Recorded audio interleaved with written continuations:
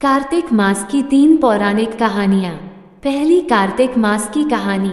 एक बुढ़िया माई थी जो चातुर्मास में पुष्कर स्नान किया करती थी। उसके एक बेटा और बहू थे। सास ने बहू को फलाहार बनाने को कहा तो बहू ने खाली टिफिन ही रख दिया। बेटा माँ को पहुँचाने के लिए पुष्कर गया। रास्ते में माँ से बोला, माँ फलाहार कर लो। जहाँ पानी मिला वही फलाहार करने बैठ गई तो भगवान की कृपा से खाली टिफिन फलों से भर गया। माँ ने फलाहार कर लिया। पुष्कर माँ के रहने के लिए झोपड़ी बनाकर बेटा वापस घर आ गया। रात्रि में श्रावण मास आया और बोला, बुढ़िया माई दरवाजा खोल। तब बुढ़िया माई ने पूछा, आप कौन है? मैं श्रावण मास। बुढ़िया ने तुरंत दरवाजा खोल दिया। बुढ़िया माई ने शिव पार्वती की पूजा अर्चना की बेलपत्र से अभिषेक किया। जाते समय श्रावण मास ने बुढ़िया माई को आशीर्वाद दिया और झोपड़ी की एक दीवार सोने की हो गई। भाद्रपद मास आया, उसने भी दरवाजा खोलने को कहा। बुढ़िया माई ने दरवाजा खोला, सत्तू बनाकर कजरी तीज मनाई। भाद्रपद मास ने बुढ़िया माई को आशीर्वाद दिया और झोपड़ी की दूसरी दीवार भी सोने की हो गई। फिर आश्विन मास आया और उसने भी दरवाजा खोलने को कहा। बुढ़िया माई ने दरवाजा खोला, पितरों का तर्पण कर ब्राह्मण भोज कराकर श्राद्ध किया। नवरात्रि में मां दुर्गा को अखंड ज्योति जलाकर प्रसन्न किया। सत्य की विजय दिवस के रूप में बुराई का अंत की खुशी में दशहरा मनाया।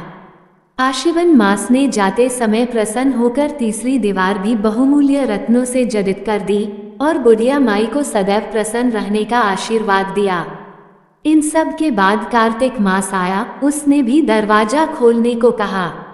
बुढ़िया माई ने दरवाजा खोला, अति प्रसन्न मन से कार्तिक स्नान किया, दीपदान कर दिवाली, गोवर्धन पूजा, भैया दूज, गोपाष्टमी, आंवला नवमी मनाई। कार्तिक मास ने जाते समय आशीर्वाद दिया और झोपड़ी के स्थान पर महल बन गया। बुढ़िया माई गरीबों की सेवा कर भजन कीर्तन में अपना समय व्यतीत करने लगी। बेटा अपनी माँ को लेने आया तो माँ और झोपड़ी को पहचान न सका तो पड़ोसियों से पूछा। उन्होंने बताया तो बेटा माँ के चरणों में गिरकर बोला, माँ घर चलो। सारे सामान के साथ घर ले आया।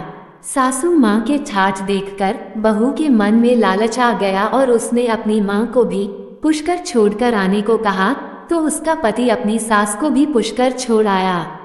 परंतु बहू की माँ की धर्म कर्म में बिल्कुल रुचि नहीं थी। वह 4 समय भोजन करती और दिन भर सोती। चारों मास आए और चले गए। जाते समय झोपड़ी गिर गई और बहू की माँ गधी की योनि में चली गई, क्योंकि औरत लक्ष्मी का रूप है और लक्ष्मी की तरह चंचल होना चाहिए। भगवान की पूजा और अतिथि का सम्मान और दान पुण्य करना चाहिए। बहू ने कहा, अब माँ को ले आवो। जब जवाई सास को लेने गया तो कहीं न मिली।